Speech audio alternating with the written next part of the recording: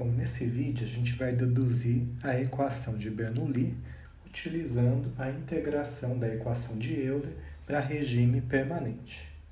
Bom, a gente já deduziu no capítulo 6 a nossa equação de Euler, a nossa equação de movimento para a coordenada S, tá? Então, a gente tem essa equação, menos 1 sobre ρ, derivada parcial de P em relação a S, menos G, derivada parcial de Z em relação a S, igual a derivada de V em relação a T, mais V, derivada de V em relação a S. Para regime permanente, esse meu termo aqui, ele vai para zero, tá? Bom, então, a nossa equação, ela vai se reduzir a essa equação aqui de baixo. Bom, o que a gente pode fazer? A minha partícula, ela pode se mover uma distância ds. Então, eu vou multiplicar aqui todos os termos por ds. Tá? Então, eu tenho aqui o meu primeiro termo, derivada de P em relação a S, vezes o meu ds. Quando eu multiplico a minha taxa de variação em relação a S por um ds, eu vou ter o quê? Um dp. Quando eu multiplico a minha taxa de variação de Z em relação a S por um ds, eu vou ter o quê? Um dz. E quando eu multiplico a minha taxa de variação de velocidade em relação a S por um ds, eu vou ter um dv. Então, a minha equação, eu vou multiplicar todos os termos aqui por ds. O que eu vou ter então? Vou ter menos 1 sobre ρ vezes o dp menos g que multiplica dz igual a v que multiplica dv. A gente pode, então, integrar essa minha equação. Tá?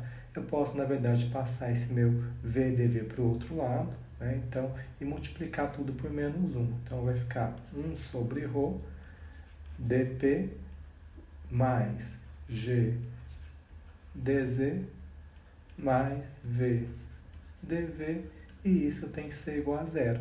E aí sim eu vou integrar ao longo da minha linha de corrente, ao longo de S. Tá? Se eu integrar aqui, cada termo, o que eu vou ter aqui? Essa minha integral de 1 sobre ρ dp, eu vou deixar ainda aqui na forma de integral, mais, qual que vai ser essa minha integral aqui? Eu tenho g vezes o z, mais v dv é o quê? V ao quadrado sobre 2. Quando eu estou fazendo essa integral, eu tenho esses valores mais uma constante. Eu vou passar, então, essa constante para o outro lado. Bom, então aqui eu tenho 1 sobre ρ derivada de dp. Eu não integrei, por quê? Porque a massa específica, ela pode ser função da pressão. Tá? Então, eu deixei aqui o termo ainda na integral. Mais gz mais v ao quadrado sobre 2. Isso tem que ser igual a uma constante. Eu posso fazer uma última consideração, e falar que o meu fluido, ele é incompressível.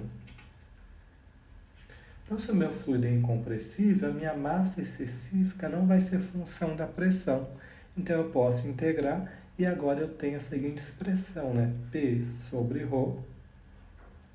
mais gz mais v ao quadrado sobre 2, e isso tem que ser igual a uma constante. Tá? Bom, então, isso ao longo da minha linha de corrente. Então, essa equação é válida para as seguintes restrições. Primeira restrição que a gente fez, que o meu escoamento ele era permanente. A gente também considerou, agora a nossa última consideração, que o escoamento ele é incompressível.